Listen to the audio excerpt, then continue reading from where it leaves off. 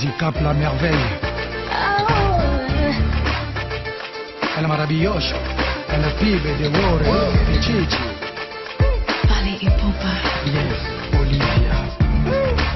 This is the champion's love. I love the way. Monsieur Kalala, bonsoir. Bonsoir.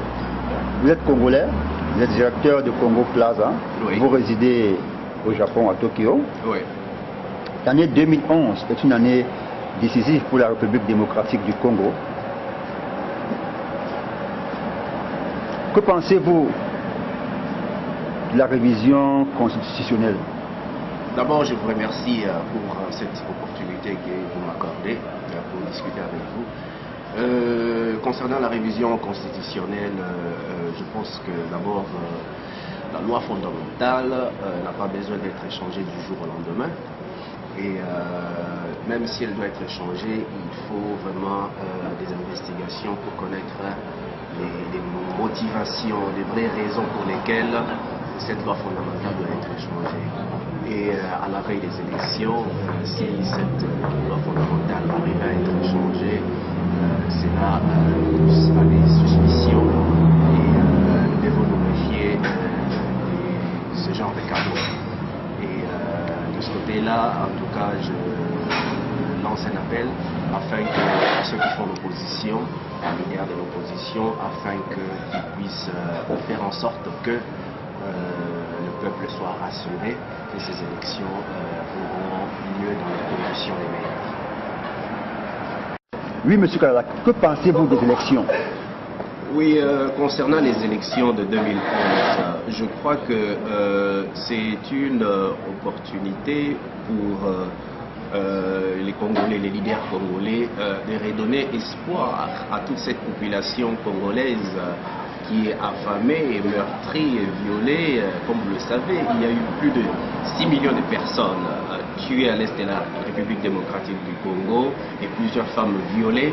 Et toutes ces personnes-là sont dans l'attente. Donc moi je trouve que ces personnes-là ne doivent pas attendre encore longtemps. Donc il est de la responsabilité de ceux qui sont devant de l'opposition de faire de leur mieux afin que la solution à cette misère, à la solution à ces crises, à ces situations macabres, ces situations sordides puissent être trouvées, quoi.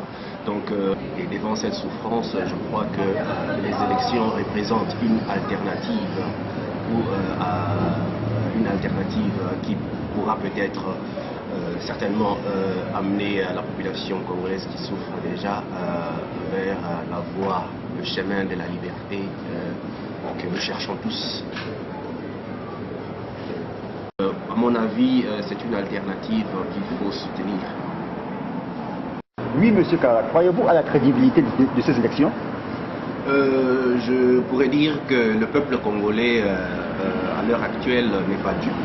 Regardez la situation en Afrique du Nord. Aujourd'hui, je crois fermement que ce peuple, pendant longtemps, qui a pendant longtemps connu des souffrances multiples, se trouve devant ses responsabilités. Oui, que pensez-vous de l'opposition? L'opposition au Congo, je pense que pendant longtemps, l'opposition marchait en ordre dispersé.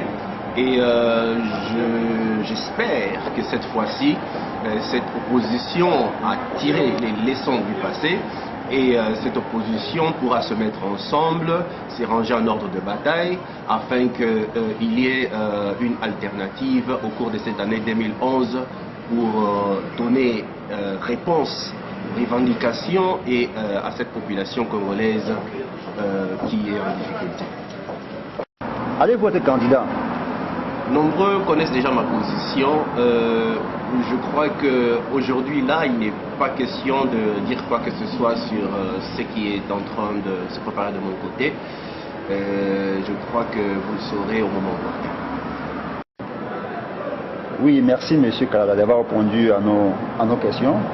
Vous avez un mot de la fin?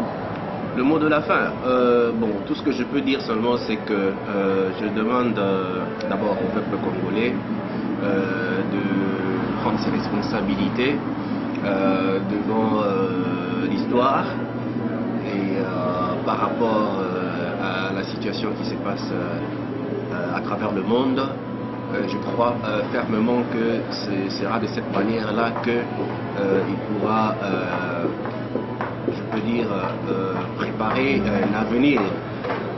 D'autre part, aussi, je lance un appel vibrant aux leaders politiques afin qu'ils puissent faire preuve non seulement d'abnégation, mais qu'ils puissent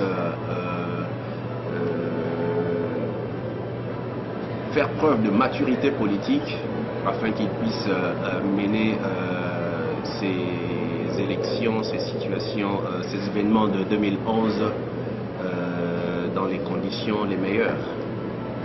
Merci. Merci à vous. Du Cap La Merveille.